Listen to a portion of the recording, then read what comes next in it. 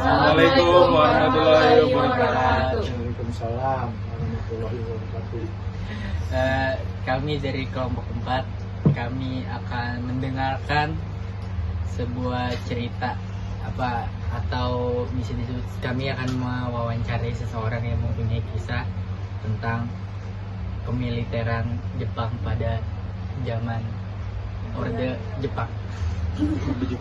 Sila Jepang. Sudah. Assalamualaikum warahmatullahi wabarakatuh. Waalaikumsalam warahmatullahi wabarakatuh. Cerita saya itu lahir saya tahun 1949, tanggal 9 bulan 9.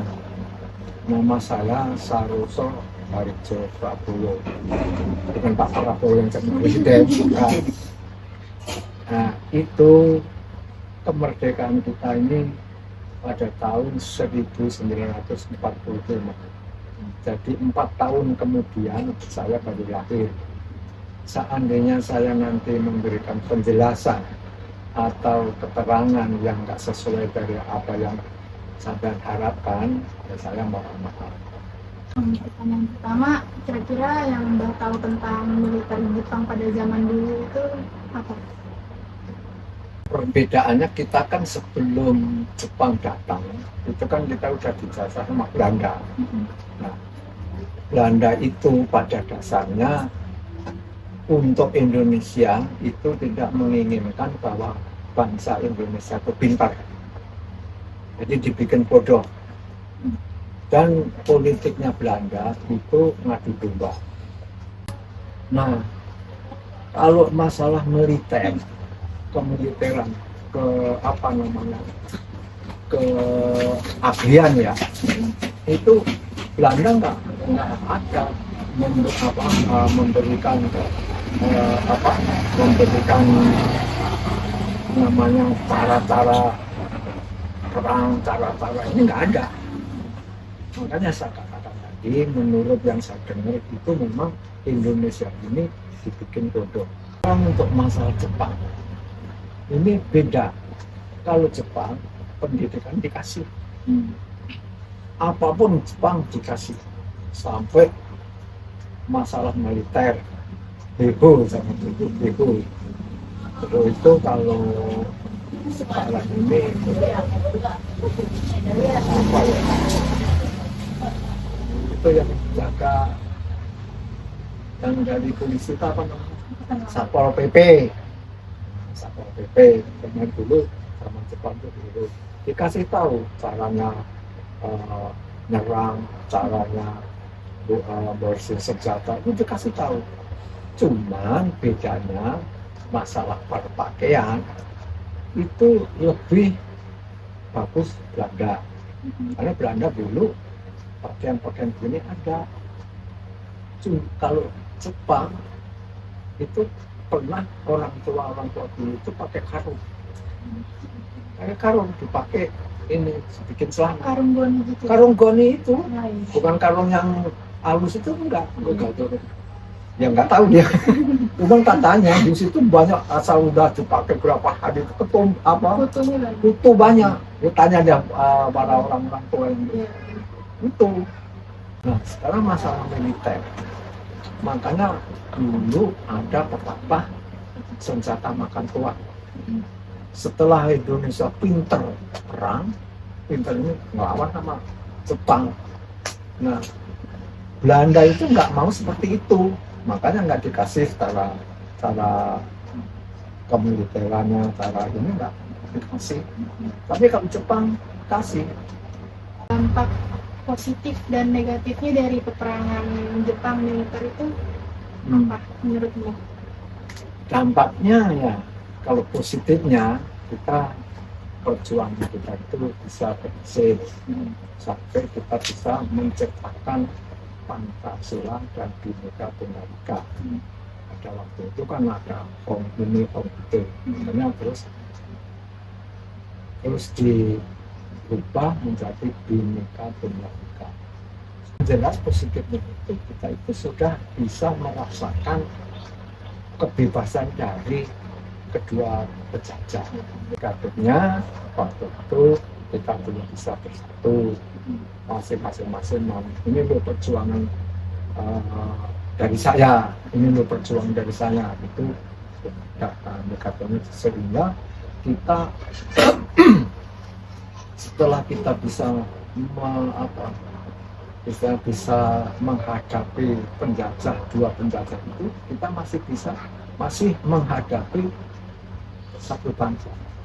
Selanjutnya pertanyaannya itu yang Mbah tahu itu dulu tuh warna seragam yang digunakan angkatan bersenjata di Jepang itu apa sih warnanya? Nggak ada. Ya apa ya? Kayaknya sama deh. Kayak pakaian Jepang yang dipakai itu, yang sepatunya di ini itu warna apa ya? Drill Jepang itu. Krem. Ada krem gimana itu sama, itu semua sama, cuman pakai yang beda. Kalau strip 1 itu terjepit, kalau strip 2 itu tertual. Ini bedanya di situ. Menurut Mbak apa sih, perang kan ada perang Belanda sama perang Jepang. Menurut Mbak itu yang paling mendidik Jepang. kayak Makanya kita bisa merdeka itu karena bimbingan Jepang. Saya katakan tadi, kalau penjajah Jepang pada dasarnya memberi kepintaran sama yang dijajah. Tapi kalau Belanda tadi bikin bodoh. Itu masalah pembagian tanah pun beda sama Jepang. Mbak, makasih atas yang udah menjawab pertanyaan dari kami. Ya. Mungkin ada pesan-pesan untuk anak-anak muda zaman sekarang. Ya, Harus pesan gimana saya gimana? begini, tadi sedikit sudah didengerin sama dia. Pertama, sampean kalian ini menuntut ilmu. Ini memang berat. Kalau sampean nggak sungguh-sungguh, itu berat. Nah, dengan keberatan itu kalau kita nggak sungguh-sungguh, ya tewas kita aja. Kembali ke sampean semua. Ini kalau sampean nggak sungguh-sungguh, nggak menggunakan kemudahan sampean, sia-sia saya. Itu pertama. Kedua kalinya, kalau sampean punya ilmu yang bisa sampean tularkan yang lain, itu akan mendapat pahala. Terima kasih atas pesan-pesannya. Mungkin cukup sekian dari kelompok kami. Ya. Kurang lebihnya mohon maaf bila ada kesalahan Sama-sama. kata, juga dimaafkan. Oke, baiklah. Wassalamualaikum warahmatullahi wabarakatuh. Assalamualaikum warahmatullahi wabarakatuh. Saya Bagas dari kelas 11 3. Untuk heuristiknya kami mengumpulkan secara lisan dari Mbah Saroso Harjo Prabowo yang dilahirkan di tahun 1949, dan beliau mendengar dari orang tua beliau. Dari yang beliau ceritakan, pada zaman Jepang terdapat pendidikan atau pelatihan militer yang bernama Heiho, atau yang dikenal sekarang disebut dengan Satpol PP. Dan dari sumber yang kami baca juga, dampak kemiliteran Jepang itu mendidik karena mengajarkan cara-cara berperang serta menggunakan senjata. Nama saya Febrianti Rani Hakiki. Yang kedua adalah kritik dan validasi. Pertanyaan pertama dari kami adalah, apa yang Anda ketahui tentang militer Jepang pada zaman dahulu? Nah, jawaban dari narasumber sendiri yang bernama Saroso Harjo Prabowo terdapat 4. Yang pertama yaitu, pada zaman Jepang terdapat pendidikan atau pelatihan militer yang bernama Heiho, atau sekarang dikenal dan disebut dengan Satpol PP. Berdasarkan informasi yang kami cari dari sumber kompas.com dan Wikipedia, jawabannya benar. Jepang memberikan pendidikan atau pelatihan militer kepada Indonesia yang bernama organisasi Heiho. Selain itu, juga ada organisasi lain yang bernama Senindan, Fujinkai, Keibodan, Pembela Tanah Air atau PETA, dan Barisan Pelopor. Yang kedua, zaman Jepang orang tua dulu pakai karung goni sebagai pakaian. Setelah kami melakukan penelitian, dan mencari-cari sumber sejarah ini berdasarkan kompas.com, jurnal.student, dan kasatnews.id, sumber sejarah ini benar. Pada zaman Jepang, pakaian hilang dari pasaran. Selain itu, pakaian tidak diproduksi karena Jepang mengambil seluruh kapas di Indonesia. Akibatnya, rakyat Indonesia kesulitan mencari pakaian sebagai pelindung tubuh.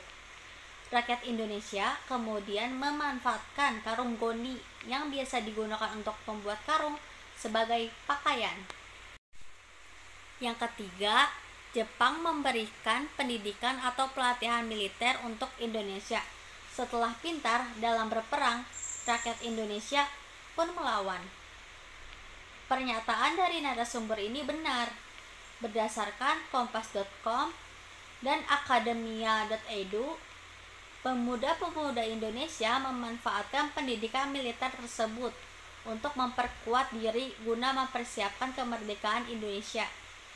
Pemuda-pemuda itu menjadikan pengetahuan militer mereka untuk menjadi kekuatan utama Indonesia untuk merebut kemerdekaan, bahkan hingga mempertahankan kemerdekaan di Indonesia. Lalu, juga terdapat pemberontakan besar dilakukan oleh organisasi militer bentukan Jepang sendiri, yakni Tentara Pembela Tanah Air atau PETA di Blitar. Dan yang terakhir atau yang keempat, Jepang takut dengan bambu runcing. Hal ini benar. Berdasarkan tribunbatam.id, inilah.com, dan tribunjampi.com, para penjajah dari Jepang ketika melihat kapak, golok, dan cangkul, mereka masih bersikap tenang. Tapi begitu melihat senjata bambu runcing yang diacungkan, mereka menjadi ketakutan dan memilih kabur. Hal ini karena bambu runcing dianggap sebagai pembunuh dalam keheningan. Ketika bambu runcing dilemparkan, senjata ini tidak mengeluarkan suara, sehingga tidak mudah diketahui keberadaannya oleh musuh. Selain itu, efek luka terkena bambu runcing juga lebih menyakitkan dibandingkan luka tembakan. Para penjajah mengakui bahwa mereka lebih baik mati karena ditembak dibanding dengan senjata bambu runcing. Bismillahirrahmanirrahim. Assalamualaikum warahmatullahi wabarakatuh. Nama saya Muhammad Bintang Ramadan dan saya ingin menjawab pertanyaan tentang kemiliteran Jepang. Nomor 2, dampak positif dan negatif dari peperangan Jepang militer, yaitu jawaban dari narasumber sendiri yang bernama Saroso Harjo Prabowo, yaitu positifnya perjuangan bangsa Indonesia berhasil sampai bisa menciptakan Pancasila dan Bhinneka Tunggal Ika. Negatifnya belum bisa bersatu. Walaupun sudah menghadapi para penjajah, Indonesia masih menghadapi satu bangsa seperti Darul Islam, TI dahulu masih menyerang. Mereka berpegang bahwa yang memperjuangkan Indonesia kelompok mereka, dan juga PKI yang ingin menghancurkan Indonesia. Untuk dampak positifnya itu benar. Berdasarkan detik.com dan detik.edu, agenda pelatihan militer dan semi militer yang diadakan oleh Jepang menjadi bekal rakyat Indonesia untuk merdeka dan guna mempersiapkan diri menghadapi peperangan suatu hari nanti. Lalu dampak negatifnya yaitu ia kurang tepat. Berdasarkan sumber kumparan dan intisarinya, dampak negatifnya itu adanya kebijakan kerja paksa, pelecehan dan kekerasan pada kaum wanita, kemiskinan dan kelaparan di kalangan masyarakat. Jepang menerapkan sistem pemerintahan militer yang otoriter dan represif, dan Jepang mengeksploitasi sumber daya alam dan manusia Indonesia untuk mendukung perangnya. Nomor 3, apa warna seragam yang digunakan angkatan bersenjata di Jepang? Jawabannya dari narasumber sendiri, yaitu narasumber bilang seragamnya warna krem. Warnanya cuman yang membedakan adalah pangkat. Kalau strip 1 prajurit, kalau strip 2 kopral. Berdasarkan Wikipedia, jawaban dari narasumber itu benar. Seragam berwarna krem itu disebut heiho. Selain itu, seragam di zaman militer Jepang ada seragam kaki, seragam tipe 5, seragam M9X, seragam tipe 3. Tambahannya, selain pangkat strip terdapat juga pangkat bintang. Terima kasih. Assalamualaikum warahmatullahi wabarakatuh. Assalamualaikum warahmatullahi wabarakatuh. Perkenalkan, nama saya Raisa Kalisa Aulia, absen 26. Jadi di sini saya akan membacakan soal nomor 4, peran paling mendidik. Jawabannya dari narasumber sendiri yang bernama Saroso Harto Prabowo, yaitu peran yang paling mendidik adalah perang Jepang. Indonesia bisa merdeka karena bimbingan Jepang. Pernyataan narasumber ini benar berdasarkan data dari detik.com, kompas.com, dan Akademik Edu. Meski Jepang hanya menjajah sebentar, mereka membawa sejumlah kebijakan penting dan mendidik, termasuk di bidang militer, hingga menjadi kekuatan utama Indonesia untuk merebut kemerdekaan, bahkan hingga mempertahankan kemerdekaan di Indonesia. Assalamualaikum warahmatullahi wabarakatuh. Di sini saya Astinoptia Santosa akan menjelaskan bagian interpretasi analisis. Di bagian interpretasi analisis ini yaitu menguraikan fakta-fakta sejarah. Jadi interpretasi analisis ini yaitu dampak militer Jepang terhadap Indonesia. Kita bisa melihat dampak yang diberikan oleh militer Jepang berupa pendidikan atau pelatihan militer seperti Heiho, Seinen, dan Honjinkai Peta. Sejumlah kebijakan dan pendidikannya tersebut menjadi kekuatan utama Indonesia untuk meraih kemerdekaan. Dengan senjata andalannya yaitu bambu runcing, Indonesia bisa membuat tentara Jepang takut karena efek luka yang diberikan oleh senjata tersebut. Di sisi lain, dampak negatif dari kemiliteran Jepang itu adalah adanya kebijakan kerja paksa di mana pendidikan tentang cara berperang Jepang gunakan agar Indonesia membantu mereka melawan sekutu. Assalamualaikum warahmatullahi wabarakatuh. Perkenalkan, nama saya Maulia Priyanti dari kelas 11 3 dan absen 18. Hari ini saya akan menjelaskan interpretasi pada video tersebut. Dan yang saya jelaskan ini adalah interpretasi sintesis. Nah, pada video tersebut diketahui bahwa perang Jepang merupakan perang yang mendidik karena Jepang memberikan pendidikan, pengetahuan, dan pembelajaran mengenai militer. Nah, jadi Indonesia itu memanfaatkan pengetahuan tersebut, pendidikan tersebut untuk mempersiapkan kemerdekaan Indonesia.